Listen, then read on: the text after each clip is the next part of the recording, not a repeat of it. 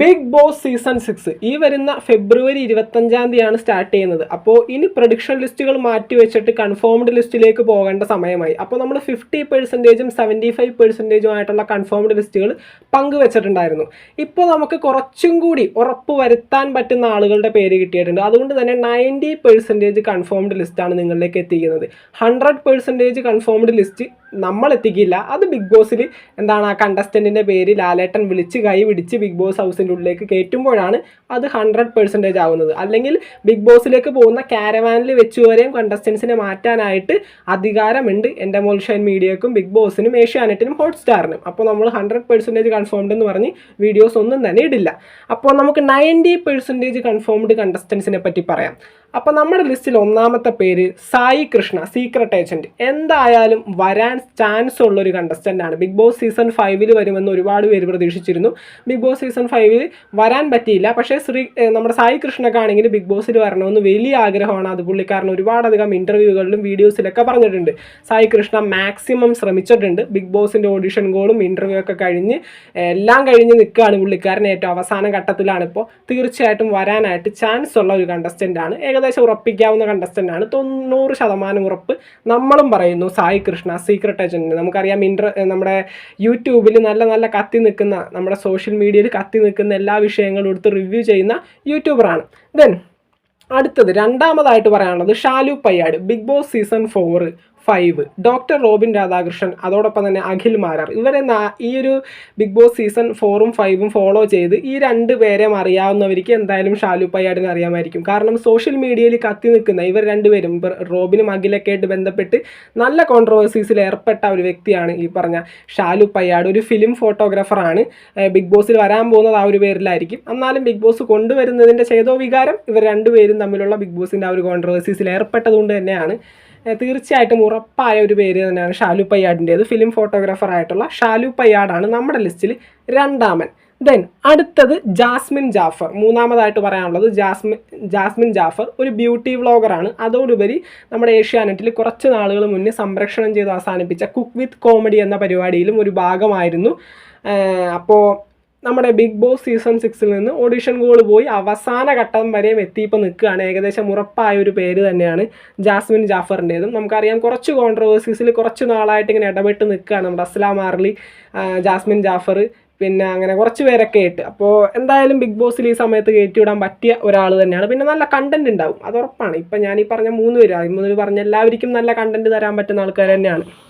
Then അടുത്തത് അൻഷിത അഞ്ചി, നമ്മുടെ കൂടെവിടെ സീരിയലിൽ ഏഷ്യാനെറ്റിൽ കുറച്ച് നാളുകൾ മുന്നേ സംപ്രേഷണം ചെയ്ത് അവസാനിപ്പിച്ച കൂടെവിടെ എന്ന സീരിയലിൽ നായിക ആയിട്ടുള്ള സൂര്യ എന്ന കഥാപാത്രം ചെയ്തിരുന്ന അൻഷിത അഞ്ചി ബിഗ് ബോസ് സീസൺ 6 ഉറപ്പായൊരു പേരാണ്. ബിഗ് ബോസ് ഫോളോ ചെയ്യുന്നൊരു പാറ്റേൺ ഉണ്ട്. സീസൺ 4 എൽഷ പ്രസന്നം വന്നതുപോലെ, സീസൺ 5 നമ്മുടെ ഈ റനീഷ വന്നതുപോലെ സീസൺ 6 അൻഷിതയും വരും. കാരണം ഇവരൊക്കെ ഒരു വേവ് ലെങ്ത്തിലും ഒക്കെ പോകുന്ന ആളുകളാണ്. ഇവരൊക്കെ നമ്മുടെ സ്റ്റാർട്ട് മ്യൂസിക്കിലും അതോടൊപ്പം തന്നെ കോമഡി സ്റ്റാറിലൊക്കെ അതിഥികളായിട്ട് വരുമ്പോൾ നമുക്ക് കാണാൻ പറ്റും. ഇവരൊക്കെ ചിൽ മൂഡിൽപ്പെട്ട ആൾക്കാരാണ്. ഇവരെയൊക്കെ ബിഗ് ബോസിൽ കയറ്റി വിട്ടാൽ നല്ല കണ്ടൻ്റ് ആയിരിക്കും. അപ്പോൾ പ്രതീക്ഷിക്കാം നമുക്ക്. ഏകദേശം ഉറപ്പായ ഒരു പേര് തന്നെയാണ്.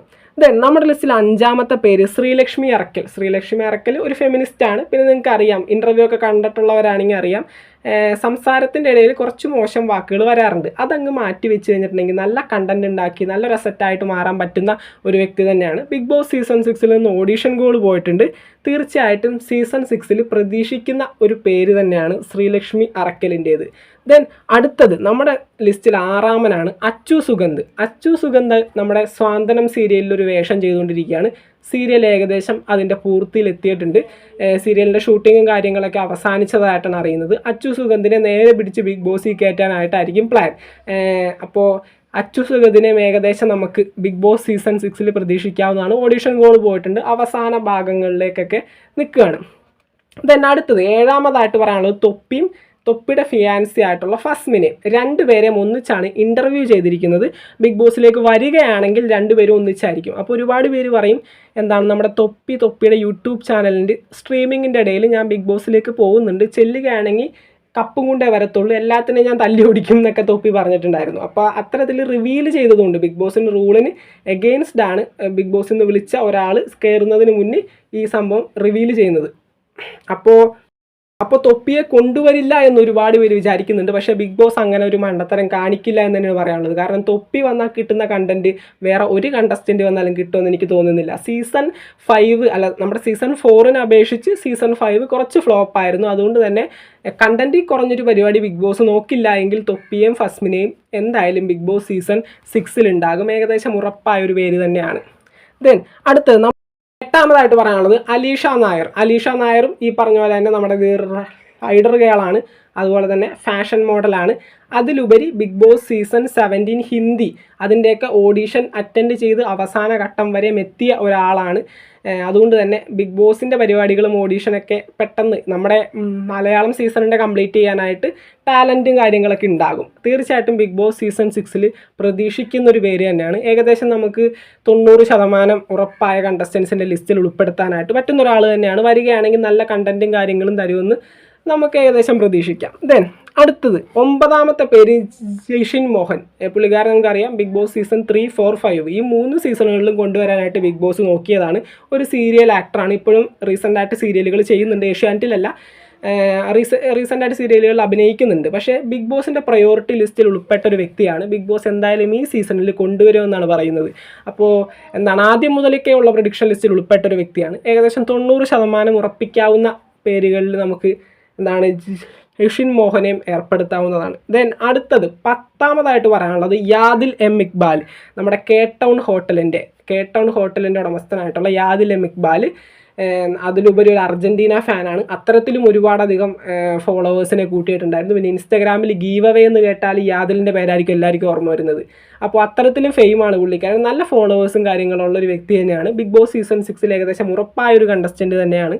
ബിഗ് ബോസ് സീസൺ 6 വന്നു കഴിഞ്ഞാൽ അത്യാവശ്യത്തിന് കണ്ടൻറ്റൊക്കെ തരുന്ന ഒരാൾ തന്നെയാണ്. അപ്പോൾ 10ാമതായിട്ട് യാദിൽ എം ഇക്ബാൽ. ദെൻ അടുത്തത് 11ാമതായിട്ട് പാർവതി ബാബു നമ്മുടെ മൈൽ സ്റ്റോൺ മേക്കേഴ്സിലെ ആങ്കറാണ്. അതിലുപരി ഇപ്പോൾ ഷോർട്ട് ഫിലിമുകളിലും കാര്യങ്ങളൊക്കെ ചെയ്യുന്നുണ്ട്. സിനിമയാണെന്ന് തോന്നുന്നു പുള്ളിയുടെ പാഷൻ. അപ്പോൾ ബിഗ് ബോസ് ഒരു ഫസ്റ്റ് സ്റ്റെപ്പായിട്ട് കണ്ട് വേണമെങ്കിൽ ബിഗ് ബോസിലേക്ക് വരാവുന്നതാണ്. പിന്നെ പാർവതി ഒരു ആങ്കർ ആയിരുന്നിട്ടും ഒരുപാടധികം ഫോളോവേഴ്സിനെ സമ്പാദിച്ചൊരു വ്യക്തിയാണ്. ഇപ്പോൾ ഇൻസ്റ്റാഗ്രാമിലായാലും ഏകദേശം 1 മില്യണോളം ഫോളോവേഴ്സ് ഉണ്ട്. അപ്പോൾ നല്ല കണ്ടൻറ്റ് തരാൻ പറ്റുന്ന നല്ലൊരു അസറ്റായിട്ട് മാറാനായിട്ട് ചാൻസ് ഉണ്ട്. ദെൻ അടുത്തത് അമേയ പ്രസാദ്. 12ാമതായിട്ട് അമേയ പ്രസാദ് ട്രാൻസ്ജെൻഡറാണ്.